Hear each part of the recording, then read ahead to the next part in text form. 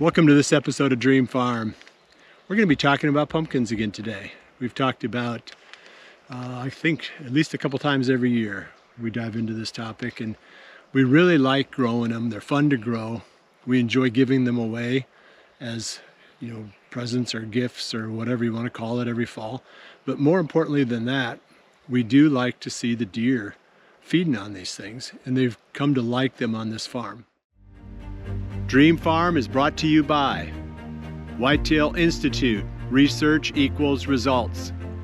The Hunt Stand app, Hoyt Archery, Stealth Cam trail cameras, and PH Outdoors food plot drills.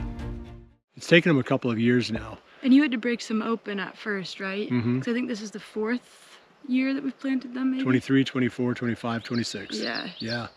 So they've learned now that they really are a food source. But they like to wait until they freeze hard. So they might not really start feeding on these very much until late into November and maybe even into December. Kind of like the apples on this farm. They'll eat them when they first drop, but they really seem to love them after they've been on the ground for a while and frozen and gotten soft. We just go around the edge of the plots now, and I've ordered 7 bags of, here Jordan, 7 bags of 200 seeds. 1,400 pumpkins. No, 1,400 seeds, 1,400 vines. 1,400. That could be 5 or 6 pumpkins per vine. That could be, what's 1,400 times 5? That's 7,000. 7,000?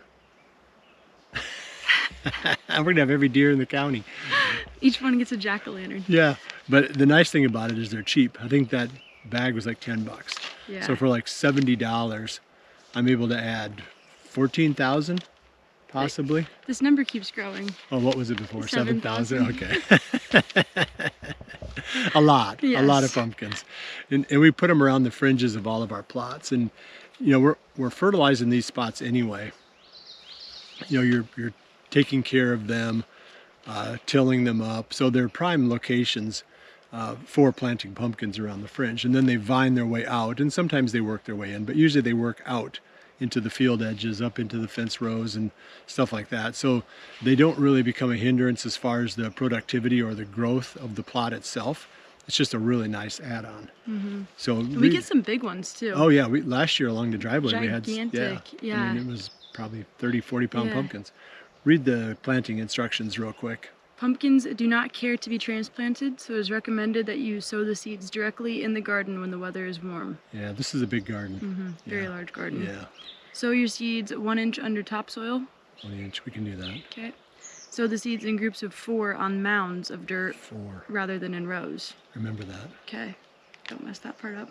They thrive in the heat of summer and prefer areas of full sunlight. We've got that Lots too. of light up here. Yeah. Water the seeds until germination occurs. That's a rough one, but we'll let nature do that. Yeah. Be sure to use a soil that is both rich in organic matter but also well draining. I think we're good. I think it'll be fine. Yeah. They germinate within 7 to 14 days of sowing. It says they can spread 10 to 15 feet long. I feel like we had some that were way longer than like that. 50 feet. Yeah. Some of them were like, what was that, Little Shop of Horrors? I don't think you ever saw that No. video, but yeah, someday you'll have to watch that movie.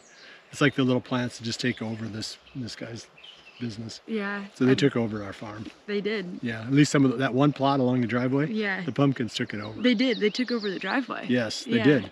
Because they vined up into the sorghum and they pulled the sorghum down, and they went crazy. To really sum it up, and we'll probably talk about pumpkins a couple times every year because they're such an easy way and a cheap way for you to add a lot of forage to your food plots. You don't need to do anything extra. We got a little trowel that we use to dig up the holes with and drop a few seeds in there, 4 per mound.